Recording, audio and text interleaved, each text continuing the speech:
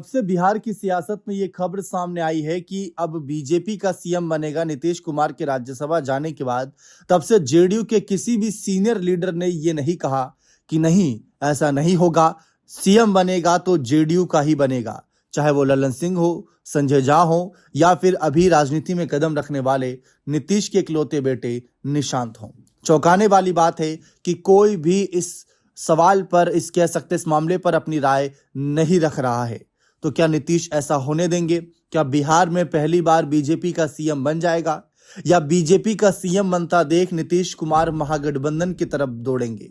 ये सवाल उठने लगे हैं क्योंकि लगातार इन सवालों के साथ कुछ और बातें भी सामने आ रही हैं, जिनको विपक्ष तो उठा ही रहा है, लेकिन राजनीतिक विश्लेषक भी ये कह रहे हैं कि अगर बीजेपी का बिहार में एक बार मुख्यमंत्री बन गया तो जेडीयू के लिए राहें बड़ी मुश्किल हो जाएंगी। भले ही बीजेपी इस समय मीठी मीठी बातें करे, लेकिन इतिहास पुराना है। महाराष्ट्र की राजनीति उठाकर देख लीजिए, बड़े पत्रकार सब इसी मामले पर यही बात रख रहे हैं कि जिस तरीके से महाराष्ट्र की राजनीति में उद्धव ठाकरे के ही किसी एक करीबी को मुख्यमंत्री बनाकर बीजेपी ने पूरा खेला पलटा, फिर अपने कह सकते हैं पाले में गेंद ले आए, और उसके बाद आप देख ही सकते हैं कि आज महाराष्ट्र में किसका मुख्यमंत्री है।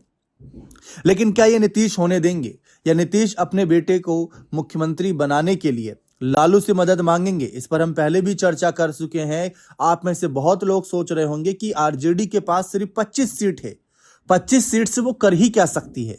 लेकिन कहते हैं बूंद बूंद से घड़ा भरता है। 25 सीट आरजेडी के पास, टोटल सीट महागठबंधन के पास 35। और अगर हम बीजेपी के हटाकर और तमाम जो बाकी पार्टियां, जिसमें ओवैसी की पार्टी के 5 विधायक, मायावती की बसपा का 1 विधायक अगर जोड़ दें तो टोटल वो 41 विधायक हो जाते हैं।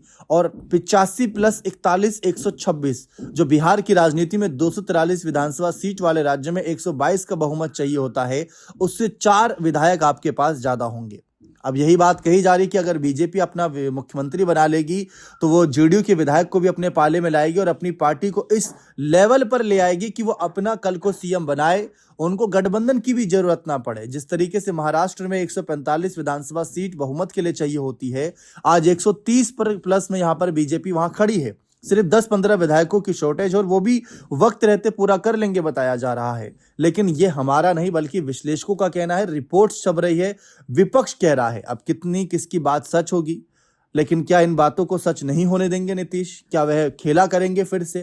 क्योंकि चौंका तो दिया है राज्यसभा जाने के फैसले से, अब क्या दोबारा चौंकाएंगे? ये देखना बेहद दिलचस्प रहेगा। अगर ऐसा होता है तो बिहार की सियासत पूरी तरीके से बदल जाएगी, और फिर महागठबंधन के साथ अगर गए तो सबसे बड़ी पार्टी होने के नाते नीतीश की पार्टी का जो भी विधायक मुख्यमंत्री बनना चाहेगा, जिसको भी नीतीश सीएम बनाना चाहेंगे, उसको सीएम बना सकते हैं। और सामने से लालू के पास कोई और ऑप्शन नहीं होगा तेजस्वी को फिर से उप मुख्यमंत्री पद के लिए आगे करने का।